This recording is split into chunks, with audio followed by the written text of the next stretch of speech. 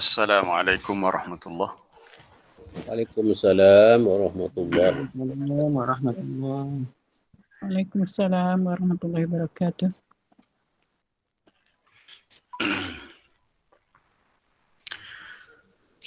Bismillahirrahmanirrahim. Alhamdulillahi rabbil alamin. Wassalatu wassalamu ala Rasulillah wa ala alihi wa sahbihi ajma'in. Subhanaka la ilma lana illa ma 'allamtana innaka antal alimul hakim. Wa tub 'alaina innaka antat tawwabur rahim. Rabbi shrah li sadri wa yassir li amri wahlul 'uqdatam min lisani yafqahu qawli. Allahumma 'allimna ma yanfa'una wa zidna 'ilma warzuqna fahma, amma ba'd. Para jemaah, sahabat-sahabat dan semua pendengar yang boleh mengikuti program Tadabbur kita pada pagi ini. Alhamdulillah, hari ini hari Sabtu 10 Julai 2021 Masihi bersamaan 29 Zulkaidah 1442 Hijriah. Mana kita dah semakin dekat dengan apa hari raya Korban ataupun hari raya Haji. Untuk sambungan tadabbur kita hari ini, kita masih ayat yang sama, ayat kemarin, cuma Suara tak berapa clear tu Ustaz. tak apa clear suara. Tak dengar ke? Orang lain boleh dengar je lah ke? Dengar Ustaz. Molek. Molek. Okey, dengar. Ada yang kata tak clear tu. Kita nak sambung balik ayat yang kemarin, iaitu Allah Ta'ala berkuasa untuk menghukum orang-orang yang sombong ataupun orang-orang yang kufur, sama ada dengan cara dibenamkan mereka dalam tanah dalam keadaan bumi ini bergegar, ataupun didatangkan hasiban, angin yang kencang, angin yang sangat kuat. Dalam banyak-banyak azab yang Allah Ta'ala sebut, maka untuk menyatakan mulkuhu wa sultanuhu wa qudratuhu, kerajaannya, kekuasaannya, kehebatannya, Allah Ta'ala sebut dua, iaitu azab yang datang daripada atas, angin, yang kedua yang datang daripada bawah, iaitu berlakunya gempa dan juga khasaf. Bumi ini boleh menelan manusia-manusia yang sombong. Para jemaah yang dirahmati Allah, terdapat ayat yang lain, ada satu ayat lain yang menghimpunkan dua-dua hukuman ini, khasaf dengan hasiban ini. Kita lihat dalam ayat 68 surah Al-Isra,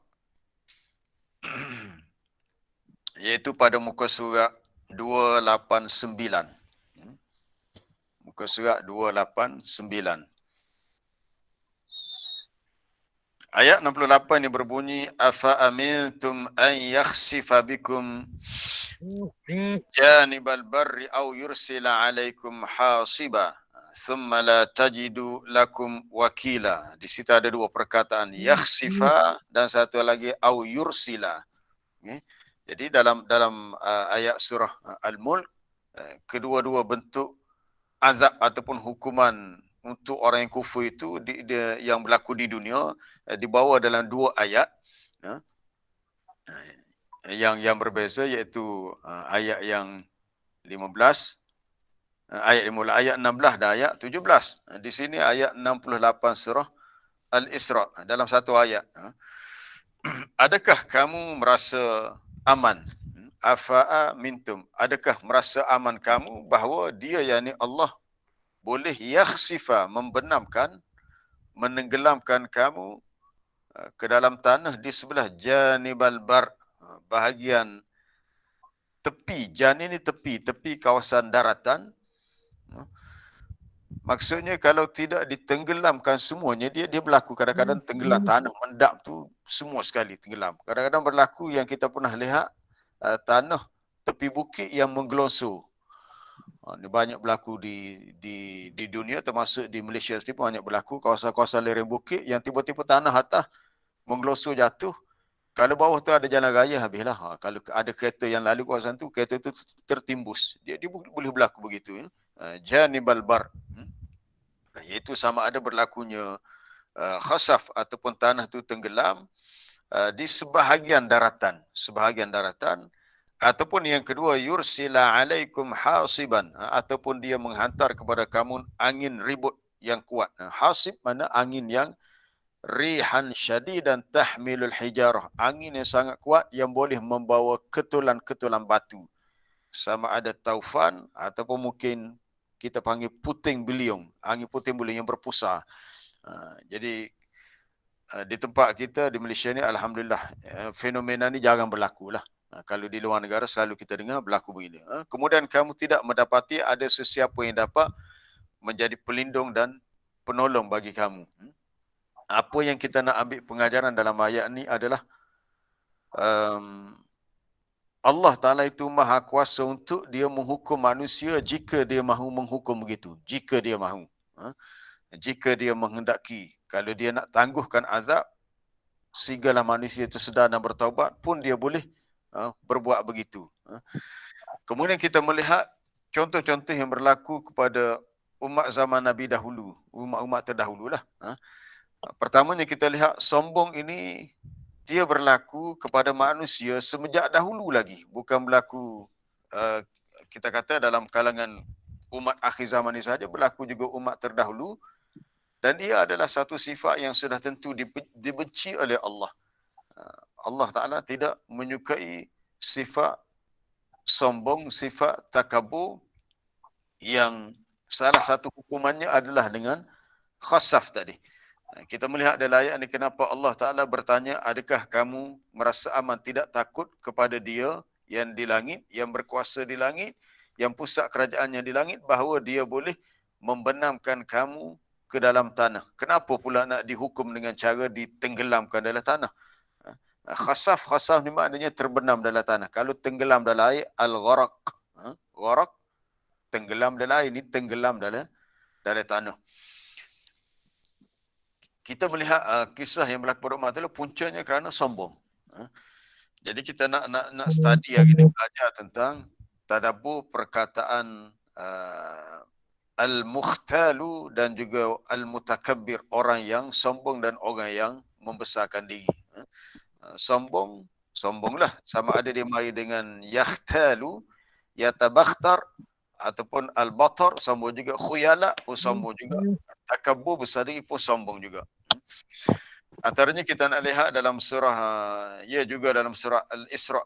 Tadi dah surah Al-Isra. Surah Al-Isra juga ayat 37. Muka surat 285.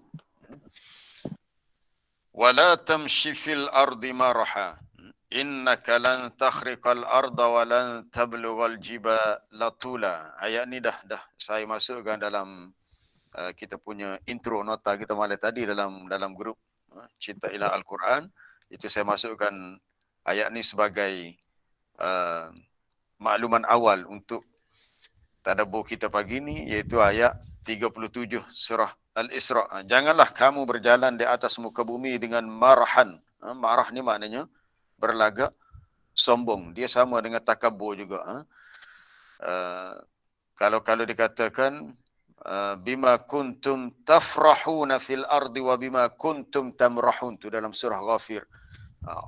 Allah Ta'ala menempelak ahli neraka, ini kamu dapat balasan ni dengan sebab kamu terlalu bergembira di dunia sehingga kamu lupa kepada ajaranku dan kamu menolak seruan dakwah Rasulku. Bima kuntum tafrahuna fil ard wa bima kuntum tamrahun.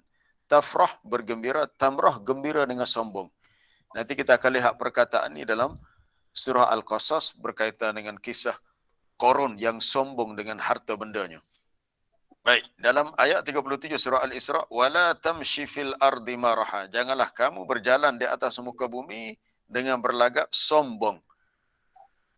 Kenapa pula ni nak sombong? Boleh jadi orang yang berjalan itu sombong kerana penampilan dia, kerana dia rasa rupa dia tak ada orang yang baik rupa paras melainkan dia, atau boleh jadi dia rasa dialah yang paling banyak harta, dia paling tinggi pangkatnya. Innaka lan takhriqal arda wa lan tablughal jibala tula. Kerana sesungguhnya engkau tidak akan dapat menembusi bumi. Menembusi, kita ni tak kuat, kita manusia ni lemah. Orang Kelantan kata tembor. Tembor ni maknanya kita cuba langgar juga. Kalau rumah kita katakanlah tertinggal kunci mana hilang, kita nak masuk tak boleh sebab anak kunci hilang.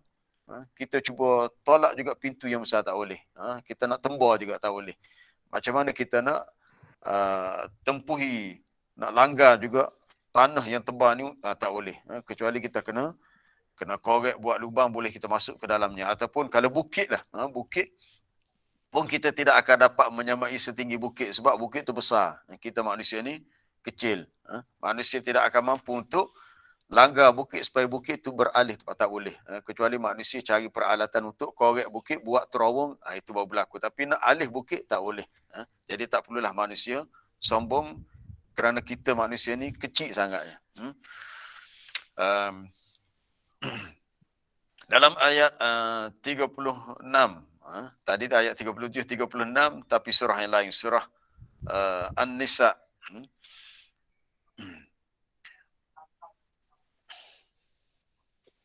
Di akhir ayat 36 tu, ayat tu bermula dengan wa'budullaha wa la tusyriku bihi syai'a. Muka surat 84. Lupa nak beritahu muka surat 84.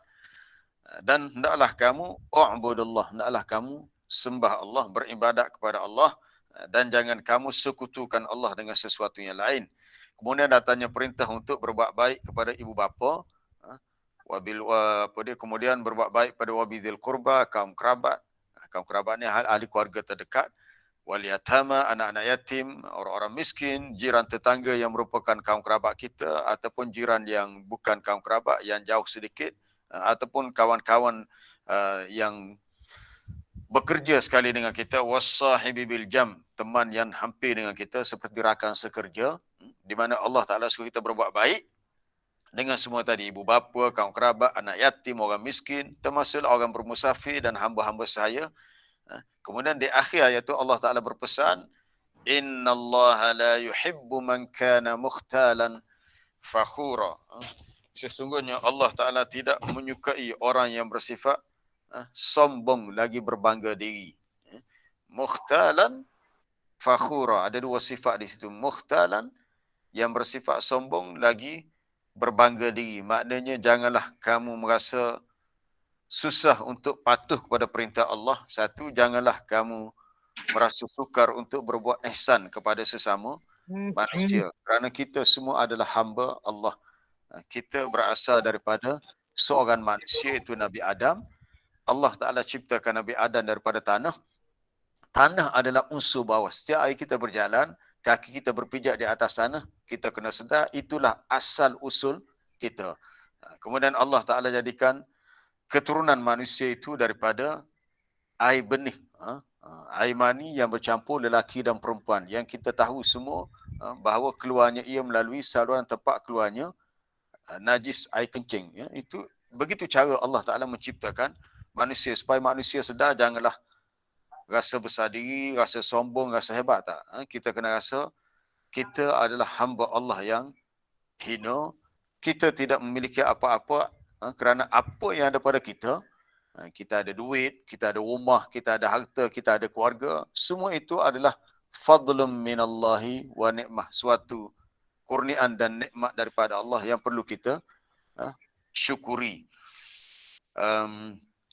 Kemudian kita lihat ayat 18 dalam suratul Luqman. Kita masih dalam tajuk jauhi sifat sombong, sebab kita nak kaitkan dengan hukuman dalam ayat yang ke-16 tu, iaitu berhubung dengan sifat khasaf. Sifat khasaf, bagaimana Allah Ta'ala menenggelamkan orang-orang yang sombong ke dalam bumi. Nanti kita akan masuk kepada kisah Korun. Dalam suratul Luqman, ayat yang ke-18. Wala tusa'ir khaddaka linnas. Muka surat 412, suratul Luqman, muka surat 412. Kita lihat di bawah sekali. ayat 18. Surah Luqman ni di antara surah yang menarik, banyak kala dalam di sekolah ni di antara ayat-ayat yang dipilih untuk dijadikan silibus sebab banyak kata-kata nasihat iaitu dalam proses tarbiyah. Bagaimana Luqmanul Hakim mendidik anaknya, pertamanya dalam persoalan akidah tauhid, jangan terlibat dengan syirik. Yang kedua, perlu berbuat baik pada ibu bapa. Apa dia lagi? Kemudian mendirikan salat, sabar di atas musibah yang menimpa, dan akhirnya ayat 18, wala tusa'ir, jangan kamu palingkan mukamu, wala tusa'ir khaddaka linnas. Khadda sesiapa belajar bahasa Arab, khadda ni bukan wajah tapi pipi, pipi kita ni. Jangan dipalingkan pipi kamu daripada manusia kerana memandang rendah. Kenapa pandang rendah? Sebab rasa diri sombong lah. Rasa kita ni pangkat besar, kita ni kaya, orang tu miskin, orang tu pangkat rendah, orang tu orang yang hina dina, lalu kita bercakap dengan dia pun kita tengok tempat lain, kita tak boleh. Itu dikira tidak beradab dan di antara ciri-ciri kesombongan. Jangan kamu palingkan wajahmu daripada manusia, kemudian disusuli dengan perintah wala tamshi fil ardi marha. Sama dengan ayat 37 surah Al-Isra' tadi. Wala tamshi fil ardi marha. Jangan berjalan di atas muka bumi dalam keadaan marahan, sombong. Baik para jemaah yang dirahmati Allah. Malam tadi saya dah post dalam grup kita, intro tu ada satu hadis yang Nabi SAW beritahu, bainama rajulun, kalau Ustaz Rusdan boleh tarik hadis tu, bainama rajulun yamshi fi hullah, bainama rajulun yamshi fi hullatin. Ada yang keempat bawah tu. 1, 2, 3, 4 bawah. Yang keempat. Satu lagi, bawah lagi. Bawah sikit. Salah satu lagi. Ya situ. Bainama rajulun yamshi fi hullah. Ketika mana seorang lelaki itu berjalan dengan dia punya perhiasan pakaian. Hullah ni suatu libas, pakaian yang cantik, ada pakaian yang kita kata comel lah. Itu ajibuhu nafsuh.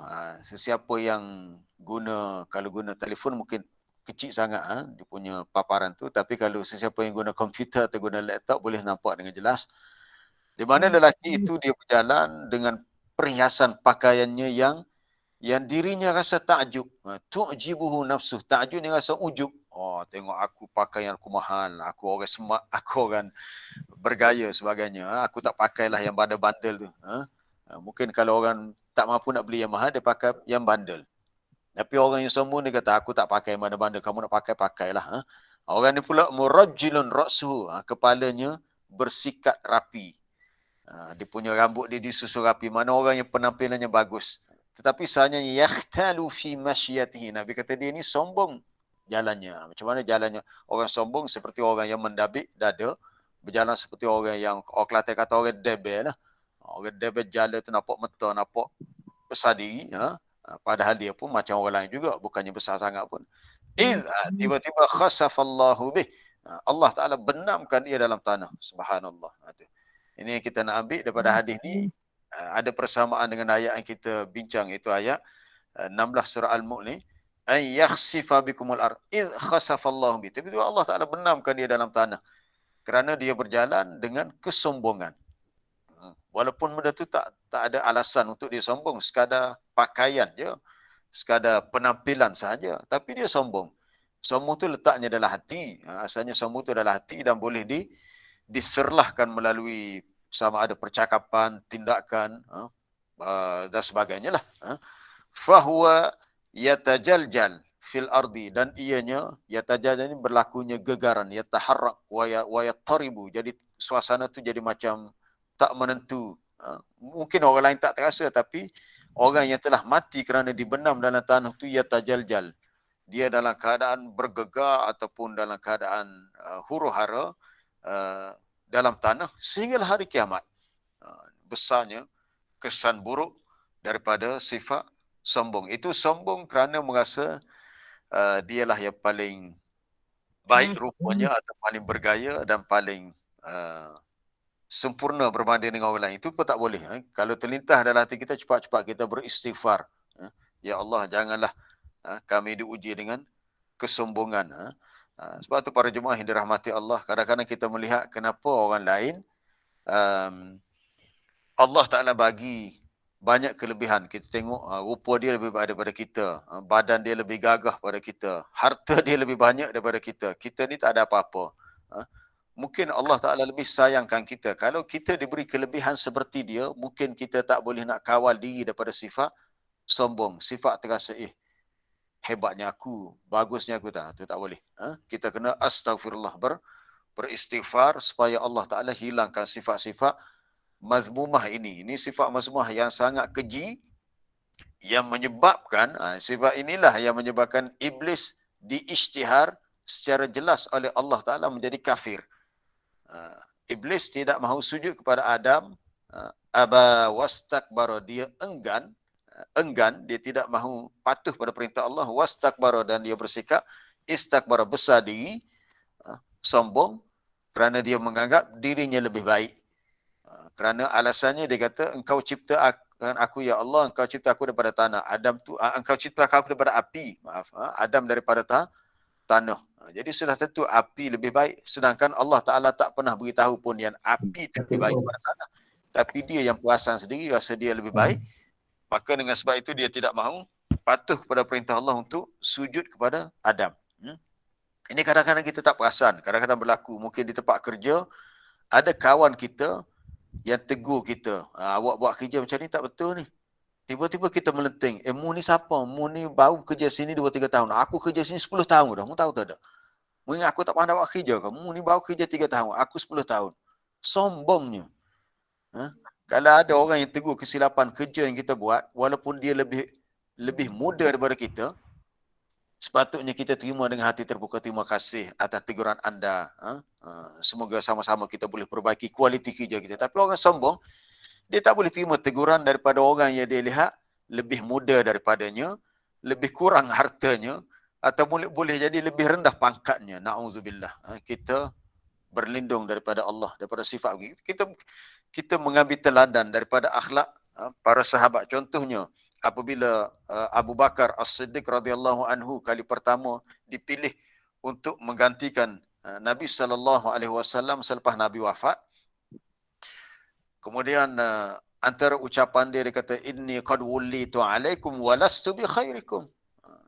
Kata Abu Bakar, sesungguhnya aku telah dilantik menjadi pemimpin kamu, ataupun menjadi ketua kamu, tetapi aku bukanlah orang yang paling baik. Walastu bi khairikum.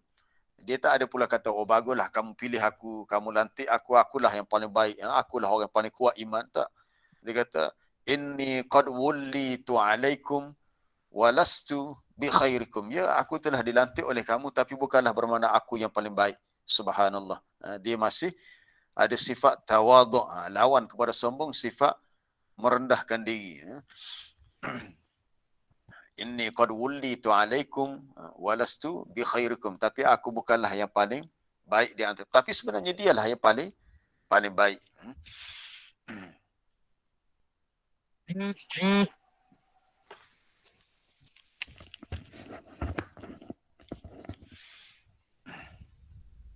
Cakap man. Baik. Kemudian kita nak lihat sombong kerana harta. Tadi sombong kerana gaya penampilan. Sombong kerana harta ni kita nak study surah Al-Qasas. Surah Al-Qasas maknanya cerita-cerita. Daripada awal surah sampai akhir surah, hampir keseluruhan surah Al-Qasas adalah berkenaan dengan kisah Nabi Musa. Nabi Musa, Bani Israel, dakwahnya kepada Fir'aun. Di akhir surah tu ada kisah tentang seorang lelaki yang kaya di zaman Nabi Musa, iaitu Qarun. Muka surah, di akhir surah, muka surah 394. Muka surat 394. Kisahnya bermula pada ayat 76. A'udzu billahi minasyaitonir rajim. Inna Qaruna kana min qaumi Musa fabagha alaihim wa atainahu minal kunuzi ma inna mafatihahu latanu bil usbati ulil quwwah إذ قال له قومه لا تفرح إن الله لا يحب الفرحين. Itu kalau kita baca secara bacaan tahqiq, sebagaimana bacaan Syekh Mahmud Khalil Husari, dia ada satu mushaf yang disebut Al-Mushaf Al-Murattad, dia baca dengan bacaan tahqiq. Inna Qaruna kana min qaumi Musa, sesungguhnya Qarun itu adalah termasuk kaum Nabi Musa. Mana dia hidup di zaman Nabi Musa, tetapi fabagha alaihim, dia telah bertindak sombong. Tu ada sifat sombong dan melampau. Bagha ya begini, sombong yang melampau. Padahal kami telah berikan kepadanya minal kunuz, daripada pelbagai jenis kekayaan. Kunuz ialah kanzun, harta simpanan. Dia pandai berniaga, pandai cari harta hingga dia jadi kaya raya. Yang mana inna mafatihahu, sesungguhnya anak-anak kunci untuk buka dia punya gedung, kita kata gedung tempat dia simpan harta dia tu, hanya mampu dipikul oleh orang-orang yang memiliki kekuatan. Itu bukan pikul harta, pikul anak kunci, mafatih. Anak kunci gedung harta yang dimiliki oleh Qarun, anak kunci itu sahaja hanya mampu dipikul kerana menjadi beban yang sungguh berat untuk dipikul oleh orang yang kuat sasa, maknanya banyaknya anak kunci, apatah lagi harta yang disimpan dalam gedung tu. Ketika kaumnya berkata kepada dia, kaum dia tu orang-orang dalam masyarakat dia lah kata, la tafrah. Kalau bahasa Kelantan agak, jangan duk galak sangat deh. Jangan dia mentor sangat. Mata demo kaya, demo bukan setakat jutawan, bilioner. Jangan lupa daratan, walaupun kamu dah kaya begini, jangan la tafrah, jangan terlalu gembira sangat. Gembira yang membawa kepada sombong hingga bermegah-megah. Itulah tabiat manusia. Biasanya suka bermegah-megah dengan harta benda. Nanti kita kaitkan dengan ayat dalam surah At-Takatsur, Alhaakumut Takatsur. Sesungguhnya Allah Ta'ala tidak suka kepada orang yang farihin. Farih ni maknanya orang yang terlalu gembira kerana sombong dan bermegah-megah. Kemudian Allah Ta'ala mendatangkan perintah supaya harta itu digunakan. Kita lihat ayat selepasnya, ayat 77. وَابْتَغِ فِيمَا آتَاكَ اللَّهُ الدَّارَ الْآخِرَةَ وَابْتَغِ فِيمَا آتَاكَ اللَّهُ الدَّارَ الْآخِرَةَ, dan carilah pada apa yang Allah Ta'ala berikan kepada kamu, carilah negeri akhirat. Maksud fima ataka Allah, apa yang Allah Ta'ala berikan ialah harta, iaitu carilah negeri akhirat dengan harta yang Allah Ta'ala berikan. Kalau kita tidak faham jalan cerita, nanti silap kita terjemah ayat ni. Maksudnya wabtaghi, carilah ad-daral akhirah, carilah negeri akhirat dengan bil mali allazi a'taka Allah. Kita mencari ganjaran akhirat, pahala akhirat lah, dengan menggunakan harta yang Allah Ta'ala berikan, bukannya berlagak sombong. Tapi pada masa yang sama Allah Ta'ala pesan, wala tansa nasibaka minad dunya, dan jangan kamu lupa bahagian kamu di dunia. Maksudnya dalam kita berbuat kerja kebajikan, kita sedekah, bagi sumbangan sana sini, ada juga bahagian untuk kita. Jangan pula kita sedekah sampai kita sendiri pula tak ada apa-apa duit yang kita nak gunakan untuk belanja harian. Wa ahsin, tetapi teruskan berbuat baiklah, sebagaimana ahsanallahu ilaik, Allah Ta'ala berbuat baik kepada kamu. Itu teruskan kita berbuat ihsan kepada orang lain, sebagaimana Allah Ta'ala sentiasa berbuat ihsan kepada hamba-hambanya. Wala tabghil fasada fil ard, janganlah kamu mencari kerosakan akibat sombong dengan harta tadi. Sebab tajuk dalam ayat ni tentang cerita Qarun adalah kesombongan yang berpunca daripada harta. Janganlah kamu mencari perbuatan untuk membuat rosak ataupun membuat kerosakan di atas muka bumi kerana Allah Ta'ala tidak suka kepada orang yang berbuat kerosakan. Baik, apa jawapan balas Qarun bila kaum dia pesan la tafrah tadi? Kita lihat ayat selepasnya, iaitu ayat 78. Punyalah sombong, dia jawab apa dia? Ini Allah Ta'ala menceritakan balik jawapan Qarun kepada kaumnya. Innama utituhu ala ilmin indi. Bahawa sesungguhnya aku diberikan. Ini dijawab dengan sombong. Qarun menjawab dengan sombong, aku diberikan harta kekayaan ini hanyalah disebabkan kerana ilmu pengetahuan atau kepandaian daripada kamu. Maknanya, aku dapat harta ni sebab aku bijak. Aku ada ilmu, aku pandai berniaga. Aku pandai menyusun apa dia strategi perniagaan dari segi marketing, pemasaran macam mana. Kamu nak berniaga, modal tak cukup, tak pandai cari pelanggan, tak pandai menyusun plan pemasaran. Tapi dia kena ingat, semua itu adalah dengan kurniaan daripada Allah. Pandai kita pun Allah Ta'ala berikan. Harta itu pun Allah Ta'ala berikan. Maka Allah Ta'ala bertanya balik, awalam ya'lam. Kalaulah korang dia rasa dia bijak, pandai sehingga dia boleh cari harta yang banyak, dia tak tahukah bahawasanya Allah Ta'ala telah ahlaka min qablihi minal qurun. Allah Ta'ala telah binasakan sebelumnya, yakni umat-umat terdahulu, orang-orang yang mereka tu asyaddu minhu quwwatan wa aktsaru jam'a.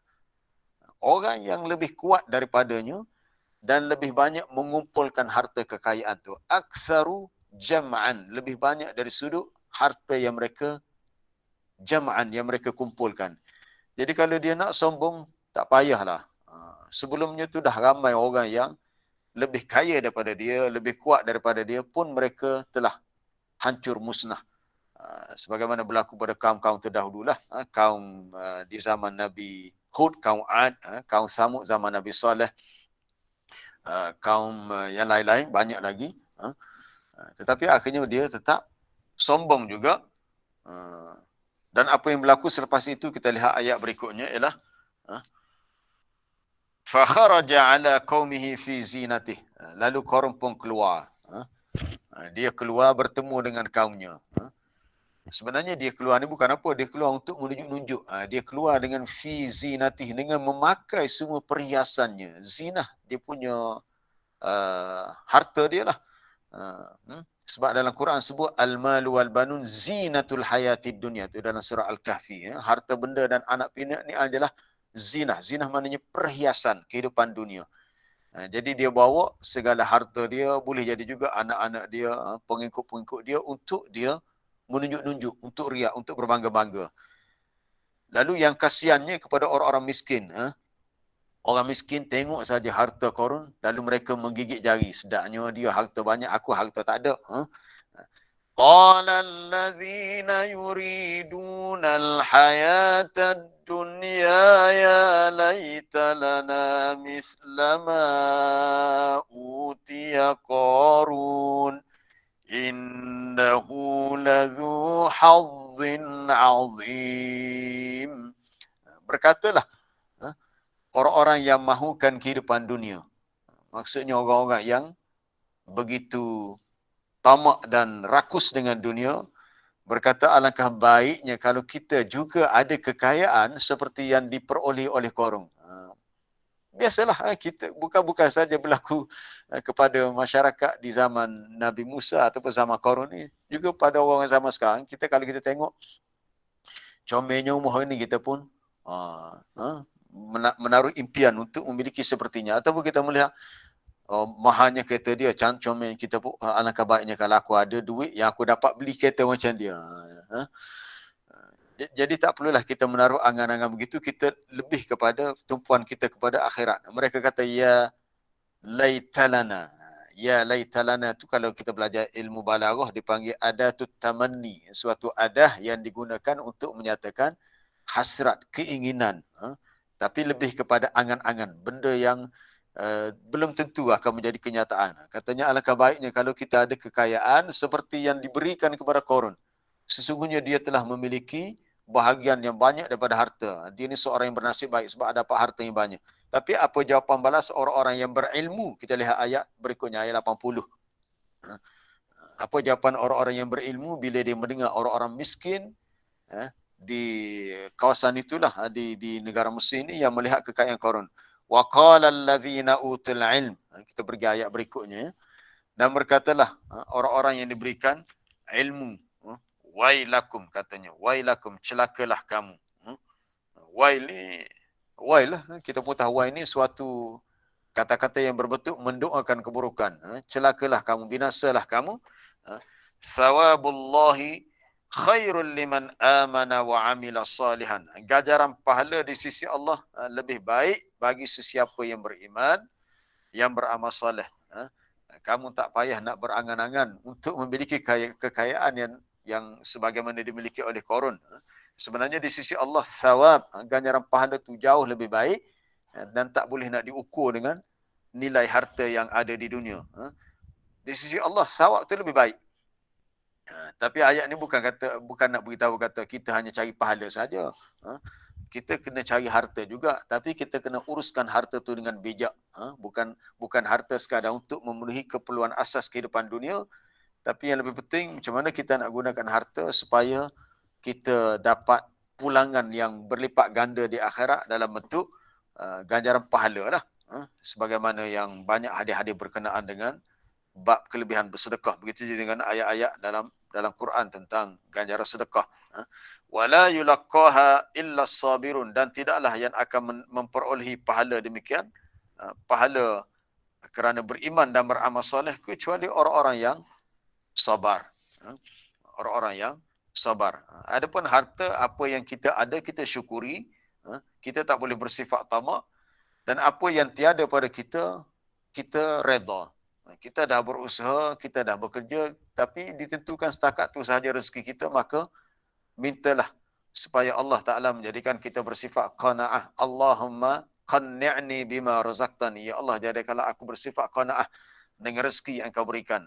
Itu doa yang Nabi ajar dalam riwayat hadis Al-Hakim dalam Mustadrak. Kita pergi kepada ayat berikutnya, ayat 81. Kita nak kaitkan dengan khasaf tadi. Fa khasafna bihi wa bidarihil ard. Lalu kami benamkan ia dan segala rumahnya dalam tanah. Khasaf. Fa khasafna, lalu kami timbuskan ia. Di mana tempat Qarun tu berada, dia punya tanah dia mendak, masuk dalam tanah, masuk jadi rendah. Rendah-rendah sungguh. Dan bukannya kawasan tu kita kata 2-3 kaki ataupun hanya beberapa kaki, tapi luas. Nak tahu luas tak luas, kena pergi ke Mesir lah. Saya pun tak sampai lagi ke tempat tu. Kita pernah pergi ke Mesir, pernah pergi ke Kahirah, pernah sampai ke Tonta. Walaupun saya tak belajar di Mesir, tapi pernah pergi ke sana. Kalau kawasan tempat Allah Ta'ala benamkan Qarun ni dipanggil Al-Fayyum. Sekarang ni ada Buhairah. Ada satu tasik yang besar. Mungkin ada rakan-rakan kita, sahabat-sahabat kita, ustazah yang pernah belajar di Jami'ah Al-Azhar, mungkin pernah ke Al-Fayyum. Di situ ada satu buhairah, tasik yang luas. Itulah tempat di mana Allah Ta'ala benamkan, mendapkan Qarun dan hartanya dalam tanah. Subhanallah. Kita berlindung dengan Allah daripada azab sedemikian. Bayangkan ditelan oleh tanah. Dan bila ditelan oleh tanah, ditimbus dalam tanah, fama kana lahu min fi'atin yansurunahu min dunillah. Maka tidak ada mana-mana golongan yang boleh menolongnya, menyelamatkan ia daripada azab Allah. Jadi di sini Allah Ta'ala memusnahkan kesombongan Qarun akibat harta benda dengan cara ditenggelamkan dalam tanah. Kita kena ingat, ini boleh berlaku dalam kehidupan sesiapa jika Allah Ta'ala kehendaki. Pun kita tak tahulah, kadang-kadang berlaku musibah mana-mana tempat, kita pun tak tahu adakah kerana Allah Ta'ala memurkai orang di tempat itu ataupun kerana sebab yang lain. Tapi kita kena faham, apabila datangnya musibah, datang bencana, sama ada seperti khasaf, bumi tenggelam terbenam, ataupun bumi menggelosor sebagainya, bila berlaku satu tempat, orang yang tak terlibat dengan kesalahan pun dia kena sama. Dulu kita pernah dengar beberapa tahun lepas berlaku satu tsunami di mana? Di Sulawesi. Di Palu, satu wilayah di Sulawesi, Palu, kawasan tepi laut. Memang dahsyat sungguh. Kita lihat ada kampung yang tiba-tiba bergerak, rumah bergerak, tanah menggelosor dan tenggelam satu demi satu, dan subhanallah, sangat menggerunkan. Visual tu sangat menggerunkan. Sehingga ada beberapa kampung yang tenggelam dalam tanah dan tak boleh dikesan mana rumahnya, di mana orangnya semua dah mati tenggelam. Tapi adakah dengan sebab apa-apa sebab kesombongan begitu kita tahu. Sebabnya kita tahu, tapi yang kita tahu itulah yang berlaku di beberapa tempat di dunia. Baik. Kemudian kita nak lihat berikutnya. Yang ketiga, sombong kerana kemaksiatan. Sombong pula ada. Khasaf. Khasaf. Tadi khasaf tadi berlaku kerana sombong dengan sebab rupa, penampilan. Khasaf tu berlaku kerana sombong, kerana harta. Ni khasaf ni berlaku kerana perbuatan maksiat. Hadis riwayat Tirmizi daripada Imran bin Husain yang berbunyi fi hadhil ummah, fi hadhihi al-ummah, fi hadhihi al-ummah khasfun wa maskhun wa qadhfun. Ada 3 perkara yang akan berlaku. Dalam umat ini Nabi kata ada 3 berlaku. Yang pertama, khasfun, khasaf, khasin fa. Khasin fa. Kemudian berlakunya maskhun, masakh. Kemudian berlakunya qadhfun. Ni kita nak faham istilah ni. Fi hadhil ummah, ada 3 perkara Nabi kata akan berlaku dalam umat ini. Fi hadhil ummah khasfun wa maskhun wa qadhfun. Pada umat ini akan berlaku 3 perkara. Khasaf. Khasaf maknanya tenggelam dalam tanah, mendak dalam tanah, hukumannya begitu. Yang kedua, maskhun, masah maknanya ditukar rupa. Itu biasa kita baca dalam suratnya, walau nasya'u lamasakhnahum ala makanatihim. Khasaf tadi kita dah jumpa dalam surah Al-Qasas, fa khasafna bihi wa bidarihil ard. Masah, masah ni Allah Taala tukar rupa kata. Ni berlaku di akhir zaman. Contohnya disebut dalam surah Yasin, walau nasya'u lamasakhnahum ala makanatihim famastata'u mudiyan wala yarji'un. Kemudian yang ketiga, qadhaf, qadhfun. Qadhfun maknanya dilontar, dilempar. Qadhfun ialah dibaling dengan batu. Qadhfun maknanya dibaling dengan batu. Lalu faqala rajulun minal muslimin, kata seorang lelaki di kalangan umat Islam, itu sahabatlah. Sahabat tanya, tapi tak diketahui siapa sahabat itu. Ya Rasulullah, wa mata dhalik? Bila berlaku perkara itu ya Rasulullah? Nabi jawab, idza zaharat al-qainat, bila munculnya ramai penyanyi-penyanyi wanita. Qainat ialah al-mughanniyat. Kita lihat zaman sekarang ni ramai orang wanita jadi penyanyi mughanniyah. Mughanniyah, qainat. Wal ma'azif, munculnya alat-alat muzik, penggunaan alat muzik yang ialah kita pun tahu, ma'azif, alat-alat muzik. Wa syuribatil khumur, dan diminum arak-arak. Hadis riwayat At-Tirmizi. Kemudian ada sedikit huraian di bawah tu yang dalam paparan yang dibawa oleh Ustaz Ahmad Rashidan di dalam islamweb.net tu. Qadhaf ialah ar-ramyu bihijarah minas sama. Qadhaf maknanya lontaran batu daripada langit. Ini sebagaimana berlaku zaman Nabi Lut alaihissalam. Kaumnya dihukum dengan bumi diterbalikkan, kemudian dilontar dengan batu yang panas. Khasaf ialah an yakhsifallahu bilhimul ard. Allah Taala benamkan mereka, tenggelamkan dalam tanah. Manakala masakh pula ditukar rupa mereka menjadi kiradah. Subhanallah. Kita berlindung dengan Allah. Menjadi kiradah, menjadi kera-kera, menjadi monkey. Khanazir. Khanazir jamak daripada khinzir. Rasanya saya tak perlu terjemah dah. Khinzir semua orang tahu. Semua orang tahu khinzir itu apa dia. Di akhir zaman, adanya manusia-manusia yang Allah Ta'ala tukar rupa dia, boleh tukar rupa dia menjadi kirdun dan khinzir, menjadi kera dan menjadi babi. Allahu Akbar, takutnya kita.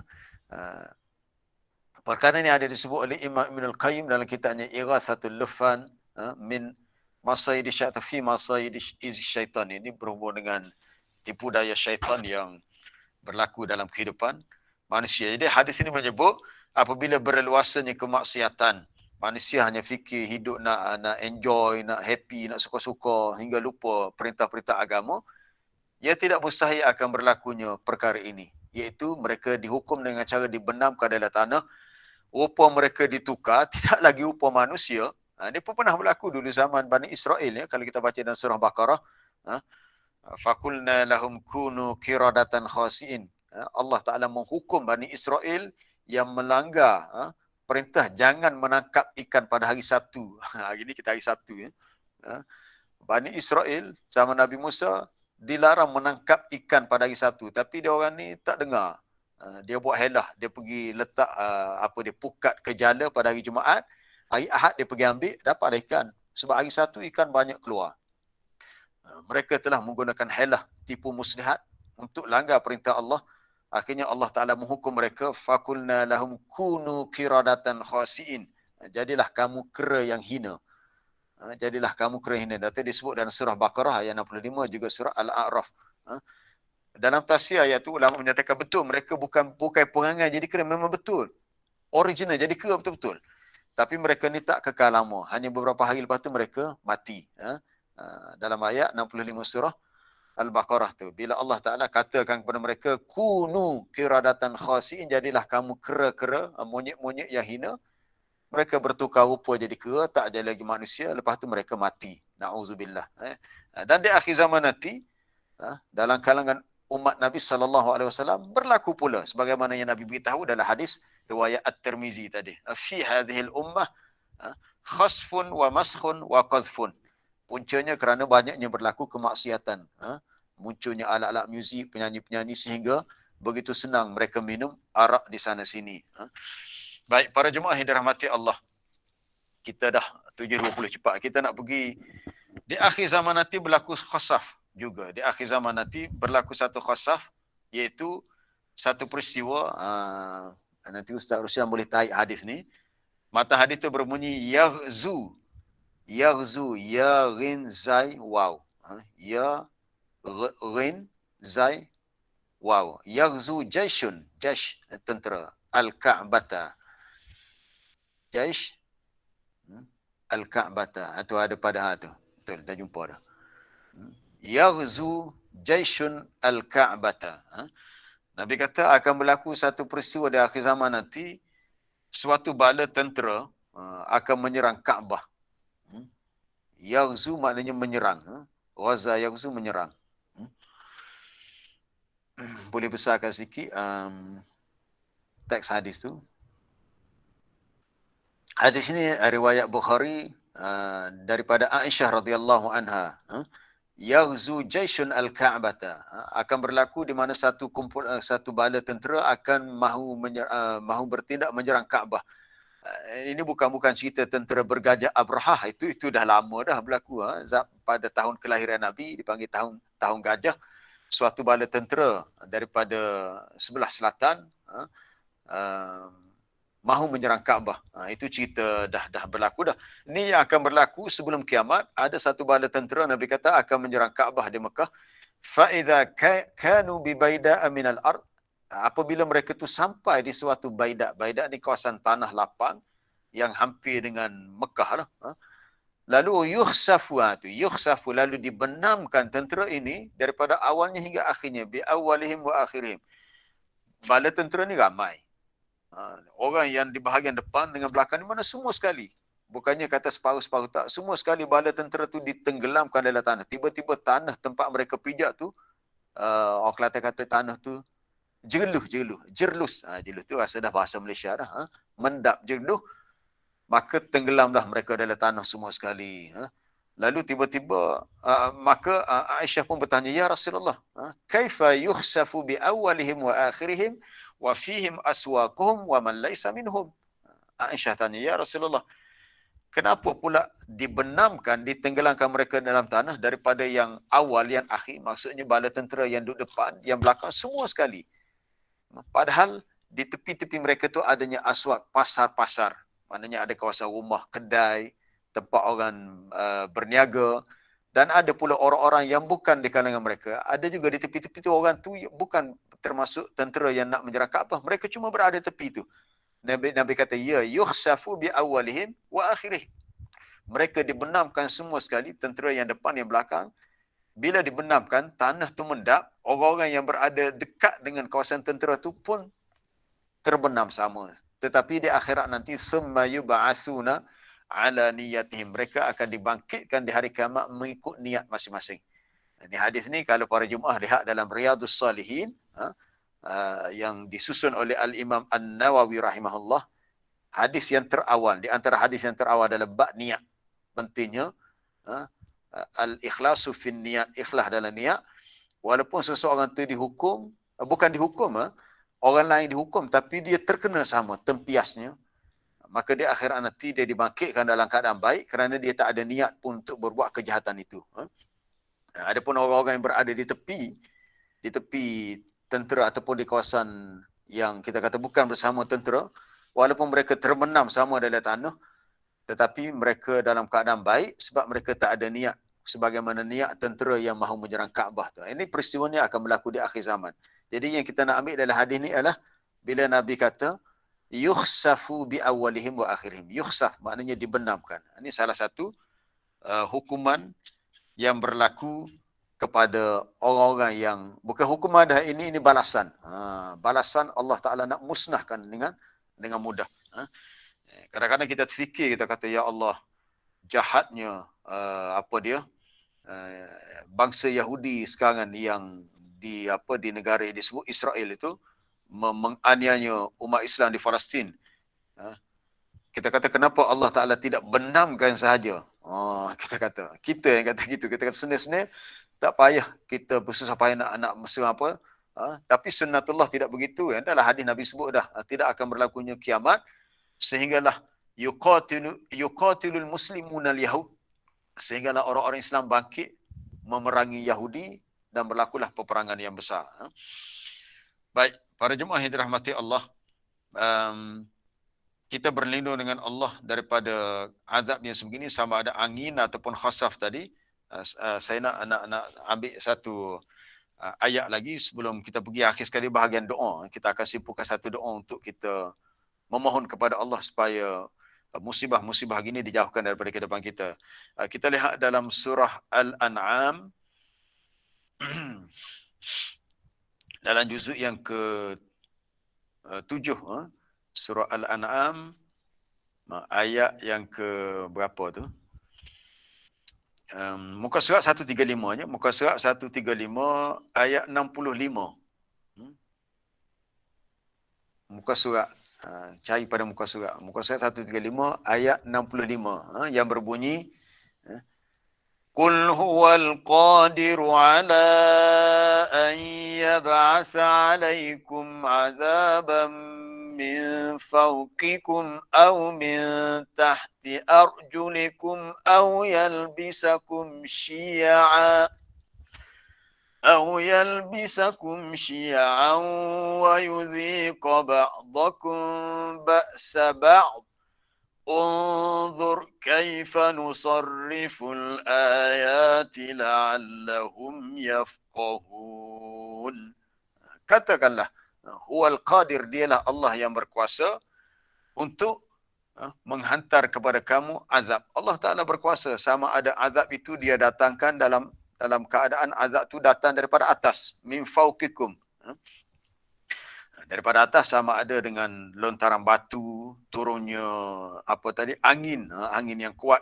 Ini kita pun tak sempat nak bincang tentang angin sebab saya nak kaitkan dengan kisah yang berlaku di zaman Nabi Hud dan juga angin yang menyerang tentera Ahzab zaman Nabi. Ini kita hanya bincang tentang khasaf saja. Allah Ta'ala berkuasa untuk menghantar kepada kamu azab daripada atas. Yang kedua, min tahti arjulikum, daripada bawah kaki kamu. Termasuk bawah kaki adalah berlakunya khasaf, iaitu bumi ini mendap, tenggelam. Termasuk juga bawah kaki adalah berlakunya banjir yang besar. Bawah kaki ni macam berlaku zaman Nabi Nuh, banjir yang besar, air hujan turun mencurah-curah daripada langit, kemudian daripada perut bumi air keluar membuak-buak. Air daripada perut bumi keluar dan air daripada langit turun. Lalu faltaqal ma'u ala amrin qad qudir, bertemulah dua air, iaitu air hujan daripada atas dan air daripada perut bumi dengan ketentuan yang telah Allah Ta'ala tentukan, sehingga bumi ini melimpah dengan banjir yang sangat besar daripada bawah. Termasuklah khasaf min tahti arjulikum.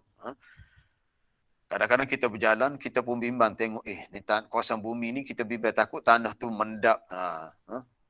Bila kita tengok peristiwa ni, biasa kalau berlaku di Malaysia, di tempat kita ni, kalau bulan 11, bulan 12 ketika hujan lebat, kawasan-kawasan yang dilihat, kawasan Lebuh Raya, kawasan jalan yang dekat kawasan bukit, pernah berlaku di Lebuh Raya Timur Barat, pernah berlaku di laluan antara Gua Musang dengan Kuala Kerai. Tiba-tiba jalan tu mendak terbelah, menyebabkan jalan tu terputus. Kalaulah semasa jalan tu mendak, ada kereta kawasan satu habislah, kereta tak kebum jatuh dalam tu, mungkin tenggelam, inna lillah. Allah Ta'ala berkuasa jika dia menghendaki. Itulah pentingnya kita berdoa. Jadi akhirnya saya akan bawakan satu doa. Ataupun Allah Ta'ala boleh merasakan sebahagian kamu dengan perbuatan ganas sebahagian yang lain. Itu dalam ayat 65 surah Al-An'am. Salah satunya, azab itu datang daripada bawah. Para jemaah yang dirahmati Allah. Kata Ibnu Umar. Kata Ibnu Umar, ada satu doa ni Nabi tak pernah tinggal pagi dan petang. Kalau kita ada satu koleksi doa pagi dan petang, kita bacalah doa ni. Doa tu sebenarnya boleh cari ni. Saya showkan, saya suka baca ni. Ni yang saya tunjuk ni. Ad-doa minal kitabi was sunnah. Kalau para jemaah nak simpan dalam telefon pun boleh. Kalau yang pakai Android, dia boleh tekan, cari dalam dalam Play Store tu. Kita tekan dalam Play Store, cari aplikasi ni. Kita type ad-doa minal kitabi was sunnah yang disusun oleh Sa'id Ali Al-Qahtani. Sa'id Al-Qahtani. Salah satunya ada doa ni. Hadis Ibnu Umar radhiyallahu anhuma, Ibnu Umar mengatakan Nabi SAW tidak pernah meninggalkan haula'id da'wa, doa-doa hina yumsi wa hina yusbih, ketika waktu pagi dan petang. Apa doa tu? Allahumma inni as'aluka al-afiyah fid dunya. Allahumma inni as'aluka al-afiyah fid dunya. Belum lagi sikit lah. As'aluka al-afiyah. Ya, bawah ada. Ya, situ. Betul tu. As'aluka al-afiyah. Ada jumpa dah hadis tu. Ada poster rasa hadis tu. Ya. Boleh klik pada store besar sikit.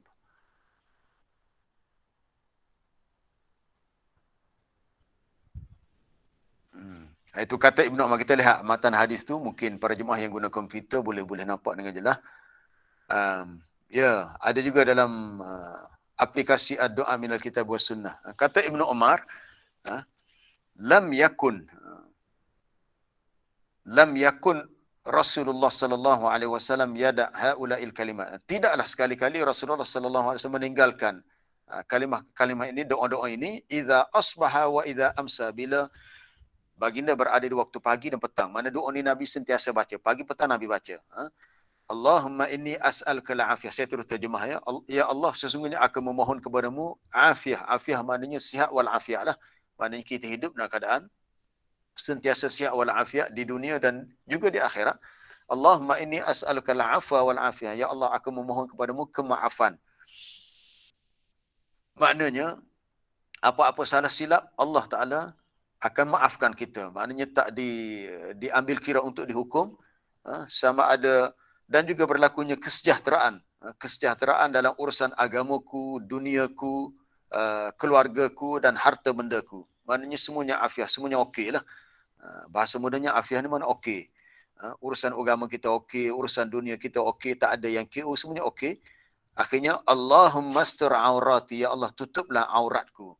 Aurat ni bukan sekadar aurat pada badan kita, tapi apa-apa yang mengaib memalukan kita. Wa amin rawati, berilah keamanan kepada rasa rawah. Rawah ni rasa bimbang, cemas. Amin maknanya berilah rasa damai, tenang. Kita ni kadang-kadang duk mikir banyak. Serabut lama dah tak kerja, mengajar di sekolah, cikgu-cikgu fikir bila sekolah nak buka.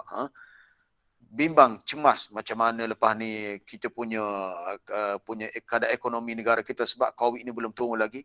Berdoalah, mintalah kepada Allah, wa amin rawati, ya Allah amankanlah segala rasa bimbang cemasku. Baca doa ni dengan yakin dan bersungguh-sungguh supaya Allah Ta'ala masukkan rasa tenang dalam hati kita, hilang rasa cemas dan bimbang. Allahumma hfazni, ya Allah peliharalah aku min baini yadayya, daripada depanku, wa min khalfi, daripada belakangku, wa an yamini, sebelah kananku, wa an shimali, sebelah kiriku. termasuklah wa min fauqi, daripada atasku. Atas ni kok kita berjalan, tiba-tiba ada orang campur apa-apa ya. Biasanya kita berjalan kawasan-kawasan rumah flat apa, kita berjalan, ada orang yang tak bertanggungjawab, dia campak sampah. Pernah kan ada kes berlaku orang tu di Kuala Lumpur. Dia campakkan kursi buruk. Ada seorang kanak-kanak dia mati, na'udzubillah. Jadi kita tak mahu insiden buruk ini berlaku dalam hidup kita, maka kita minta, ya Allah, peliharalah aku min fauqi, daripada atasku. Apa-apa yang berbahaya tak jatuh menimpa aku. Dan akhir sekali, wa a'udzu bi'izamatika an utala min tahti. Aku berlindung dengan kebesaranmu ya Allah, supaya aku tidak dihukum daripada bawahku. Termasuklah khasaf, tajuk yang kita bincang hari ini. Khasaf itu mendap, tenggelam, jeluh, jatuh dalam lubang, dalam tanah, sebagainya. Utala itu maksudnya al-akhdhu baghtatan, dihukum ataupun dikenakan kesusahan secara tiba-tiba. Termasuklah kadang-kadang ada cerita kawan saya beritahu, kita kata kenapa jadi begini, sampai patah tangan, kena seming lengih apa, dia kata dia bawa motor, dia tak perasan depan dia tak ada lubang. Subhanallah, ada lubang. Tiba-tiba tayar motor dia jatuh lubang, dia terpelanting, jatuh, tangan dia patah. Itu pun termasuklah. Termasuklah doa-doa ni, wa a'udzu bi'izamatika an ughtala min tahti. Termasuklah. Itu kita mendapat kesusahan dengan sebab apa yang di bawah kita. Kadang-kadang kita berjalan, kita tak perasan depan kita mungkin ada lubang, ada kawasan yang lebih rendah, dan kita terjatuh. Bila terjatuh, kita terhantuk. Benda tu nampak kecil je, tapi kesan hantukan tu menyebabkan kepala kita cedera, sebagainya. Lebih risiko lagi kalau berlaku pendarahan dalam kepala. Jadi pentingnya doa-doa sebegini supaya kita sentiasa dalam keadaan selamat dengan pemeliharaan Allah terhadap diri kita. Sama ada depan, belakang, kanan, kiri, atas, bawah. Jadi ada berapa arah tu? Ada 6. Atas, bawah, kiri, kanan, depan, belakang. Maknanya kehidupan kita, sekeliling kita ni sentiasa dalam peliharaan Allah. InsyaAllah itu yang kita harapkan. Jadi itu sahaja untuk hari ini. Itu sebagai bahagian kedua untuk ayat yang kita bincang kemarin. Kita nak fokus hari ini tadabbur pada kalimah khasaf tadi, tapi dah cerita tu panjang, jadi kita dah menggunakan 1 jam masa untuk bincang tentang khasaf. Itu saya buat sinopsisnya. Khasaf berlaku kerana sombong. Sombong sifat yang dibenci. Boleh jadi sombong kerana harta, kekayaan, berlaku pada korun kerana harta. Khasaf berlaku kerana maksiat. Khasaf berlaku di akhir zaman, tentera yang mahu menyerang Kaabah. Dan kita berdoa kepada Allah supaya kita tidak dikenakan musibah atau bala sebegini. Semoga Allah Ta'ala sentiasa merahmati kita dunia dan akhirat. Wallahu alam. Dan saya buka untuk pertanyaan kalau ada soalan.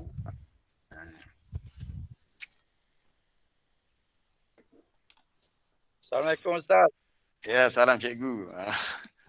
Gini Ustaz, nak tanya apa ni? Saya ada terdengar Ustaz. Dia kata korun ni asal dia miskin. Nabi Musa doa kepada dia menyebabkan dia boleh buat emas. Boleh buat emas tu, dia boleh buat. Jadi nak tahu sejauh mana kebenaran maklumat ni. Boleh Ustaz ulaskan. Wallahu a'lam Ustaz. Ya. Asal usul tu kita kena semaklah, sebab cerita-cerita tentang kisah umat terdahulu perlu dirujuk kepada riwayat yang sahih. Banyak cerita-cerita terdahulu kalau kita jumpa dalam kitab tafsir, sebahagiannya bercampur dengan riwayat al-Israiliyat wal Maudu'at. Riwayat Israiliyat, Israel ini cerita-cerita yang datang daripada ahbar al-Yahud, pendeta-pendeta Yahudi. Boleh jadi betul dan boleh jadi salah. Dia dalam dua keadaan. Kita nak kata salah, mungkin betul. Kita nak kata betul, mungkin salah. Jadi kita kena semak dua riwayat itu. Saya pun tak pasti sama ada betul atau tidak. Korun ni bermula dengan miskin. Kemudian dikatakan Nabi Musa berdoa untuk kita. Kalau kita nak kata mungkin betul, ya tak mustahil, mungkin juga. Tetapi yang penting di sini adalah harta tu yang menyebabkan dia jadi sombong dan menolak dakwah Nabi Musa.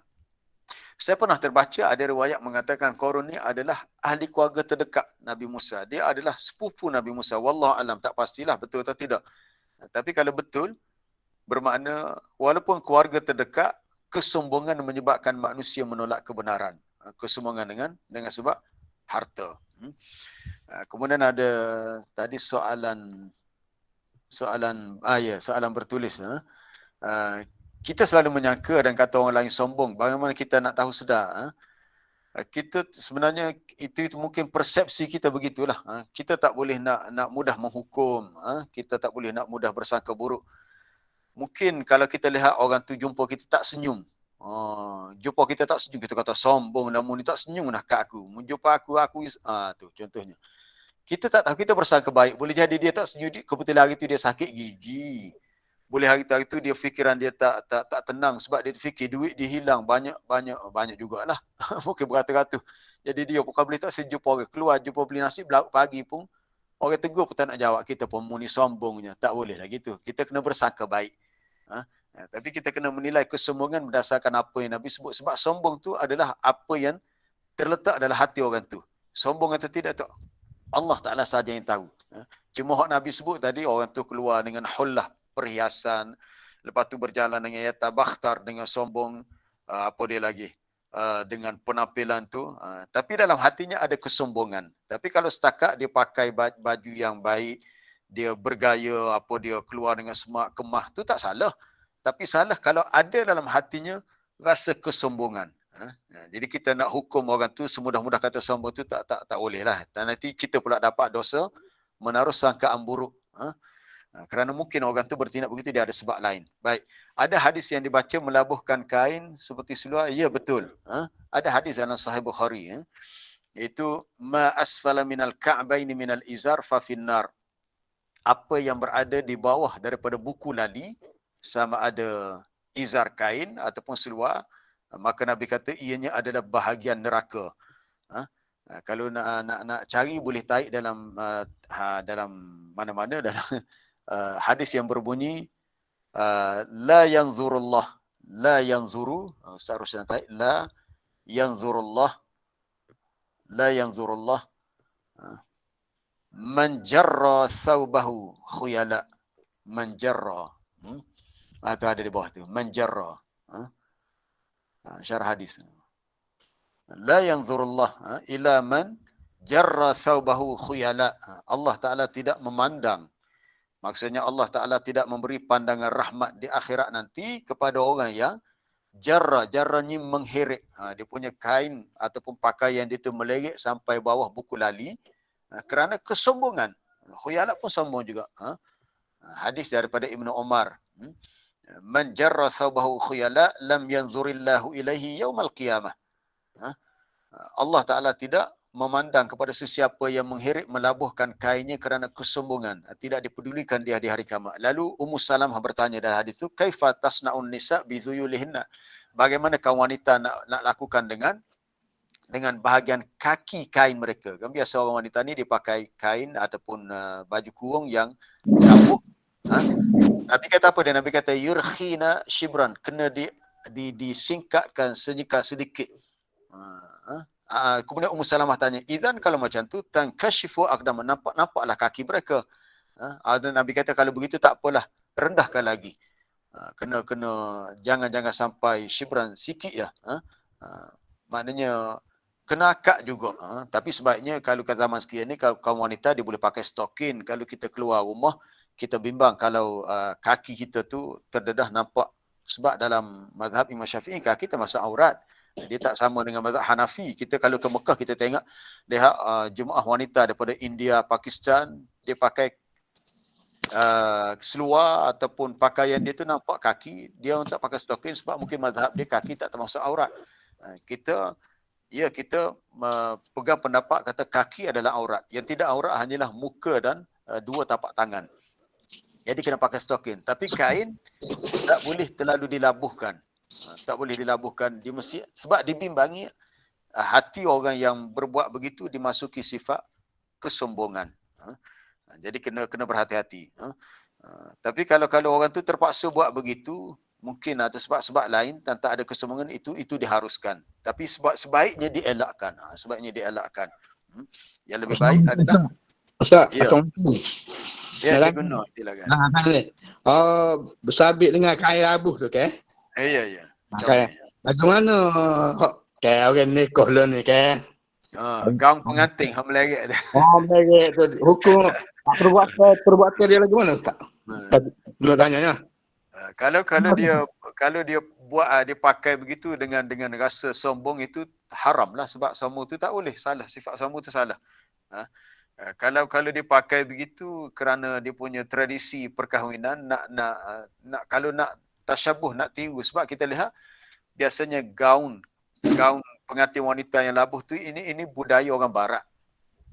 Kalau budaya orang barat, kita tengok kalau orang putih dia nikah, pengantin perempuan dia tu dia punya gaun kan, kena ada dua orang pula belakang tu kan, di belakang dia ada dua orang pula yang tolong pegang pakai hujung kain gaun pengantin itu. Jadi benda tu tak perlu sebenarnya, dan Islam tak perlu. Benda tu tak perlu. Jadi benda tu tidak menjadi syarat pun bagi sah nikah, dan dalam budaya Islam pun tak ada. Itu budaya orang kafir. Jadi sebaiknya kita elakkan. Jadi Ustaz, ada keperluan. Ya. masalah pasal dia tiru tu lagi mana? Kita tiru tu. Tiru. Itulah kita yang kita yang dah belajar ini dah tahu, kita nasihatkan dia. Kita nasihatkan dia dan kita beritahu mana-mana ibu bapa yang anaknya nak melangsungkan perkahwinan, kalau anak dia tu anak perempuan. Jadi pakaian yang begini kita elakkan. Kita cuba elakkan, tak sah ambil gaun pengantin yang meleret panjang tu. Walaupun kita tahu masih ada yang melakukannya. Semoga bagi mereka yang mungkin dah pernah terlibat, membanyakkan astagfirullah. Tanpa sedar kita telah terikut-ikut dengan budaya orang bukan Islam. Jangan faham itu. Mungkinlah kita menaruh sangkaan baik, kita kata pengantin itu tak ada niat nak sombong apa-apa, dah tradisi gitu kan. Tapi sebabnya kita mengelak daripadanya. Terima kasih Ustaz. Ya, sama-sama.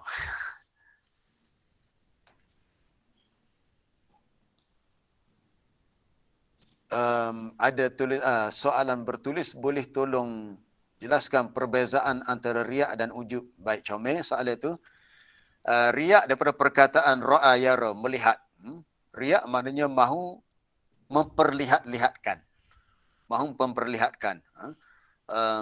Ujub ni biasa muncul daripada sifat takabur. Ujub maknanya sifat kagum, rasa takjub. Tak semestinya seseorang yang riak tu dia ujub. Tak semestinya orang yang ujub tu dia riak. Biasanya ujub dia datang daripada sifat takabur. Contoh yang paling jelas adalah sifat ujub yang berlaku pada iblis. Akhirnya dia takabur dan tidak mahu sujud hormat kepada Adam. Itu antara ujub dan takabur. Saya dah sebut tadi, tidak semestinya ujub itu berlaku kerana riak. Tapi biasanya berlaku atas faktor kita rasa kita ramai, kita rasa kita banyak harta, kita rasa kita lebih tinggi pangkat. Dalam Quran, kalau sifat ujub ni Allah Ta'ala tegur para sahabat dalam peperangan Hunain. Ayat berapa ya? Ayat 24 kita silap, surah At-Taubah. Surah At-Taubah ni ada berkenaan dengan sifat ujub. Kalau riak tu banyak disebut dalam hadis-hadis Nabi. Sifat ujub ada disebut dalam surah At-Taubah dalam kisah peperangan Hunain. Ayat 25, bukan ayat 24, ayat 25 surah At-Taubah. Muka surat 190. Muka surat 190, ayat 25. Bawah. Laqad nasarakumullahu fi mawatin katsirah. Sesungguhnya Allah Ta'ala telah menolong kamu mendapatkan kemenangan dalam banyak medan peperangan. Sebelum inilah. Dan ingatlah wa yauma Hunainin. Wa yauma Hunainin, pada hari berlakunya peperangan di medan perang Hunain. Hunain ini satu wilayah, satu kawasan antara Mekah dengan Taif. Saya pun tak pasti, kita tak sampai lagi tempat tu. Satu peperangan yang besar lah, berlaku antara tentera Islam dengan tentera kafir, tentera Bani Saqif dan Bani Hawazin. Jumlah yang ramai. Tentera Islam ramai, lebih daripada 12,000.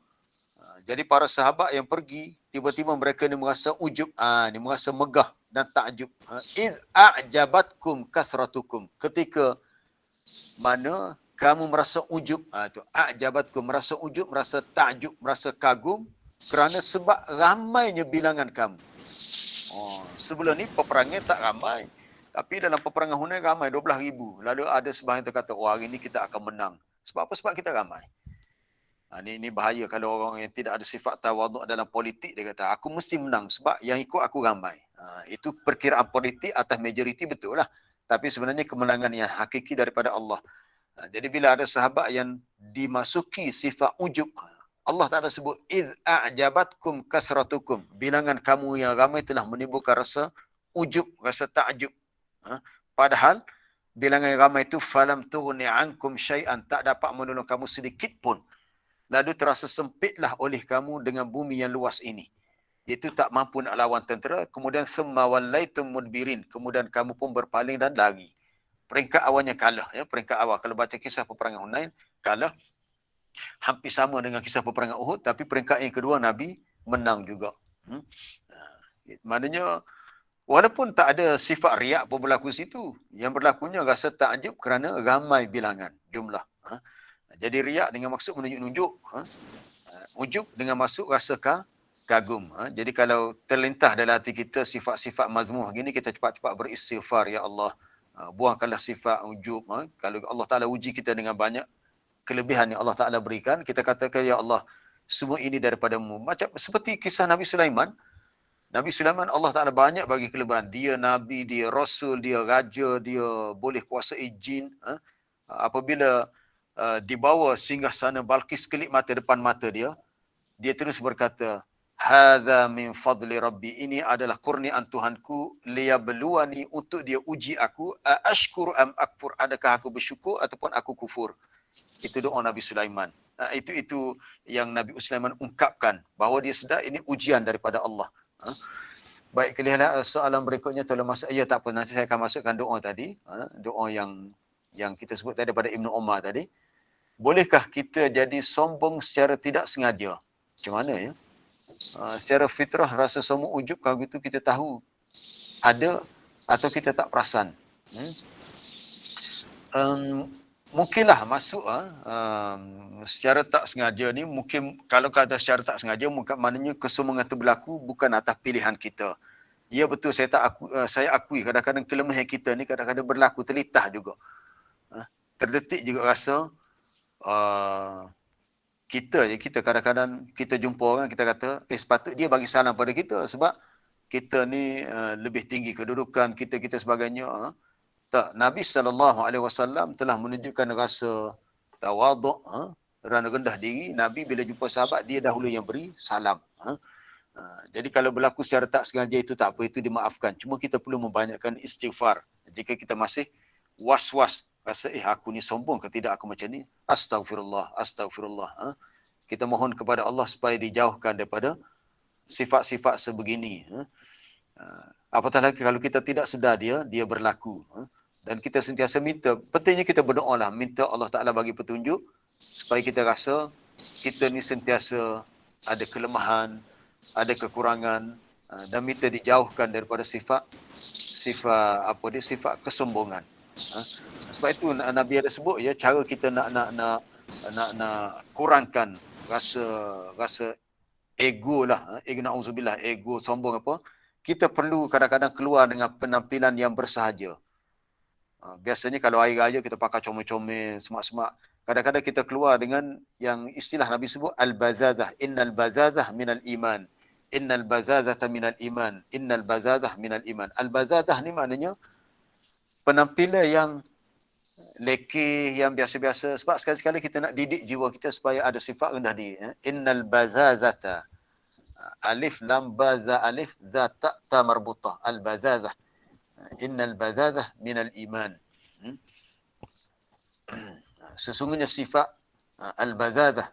Al-bazazah ni merujuk kepada sifat rasa rendah diri. Kalau kita keluar pun kita tak, walaupun mungkin kita boleh bawa kereta yang mahal-mahal, sekali-sekala kita juga, kalau kita rasa kita, yalah, kalau semua kereta yang ada pada kita tu kita mahal, nak buat macam mana, tapi sekali-sekala kita nak menunjukkan sifat khusyunah al-aish, itu sifat hidup yang sederhana, yang rasa cukup dengan yang sedikit.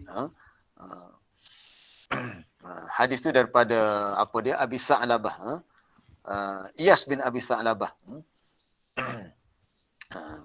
Dia punya matan dia, kita tengok atas tu matan dia.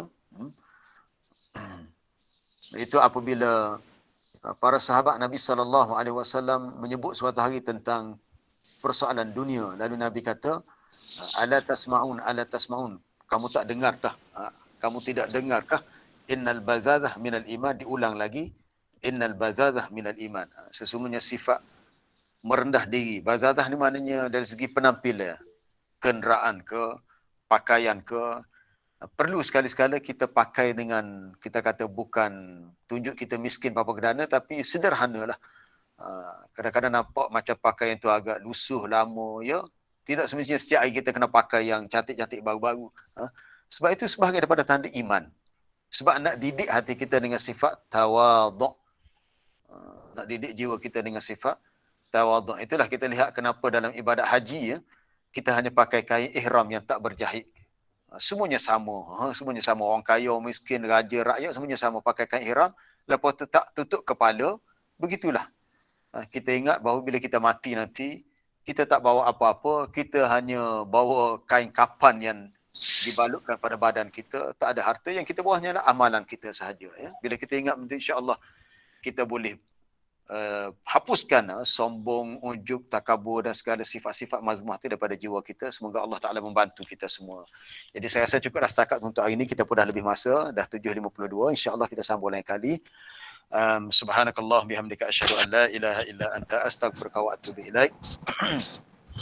Wa sallallahu wasallam ala nabiyyina Muhammad wa ala alihi wa sahbihi. Walhamdulillahi rabbil alamin. Assalamualaikum warahmatullahi. Waalaikumsalam. Waalaikumsalam. Syukran Ustaz.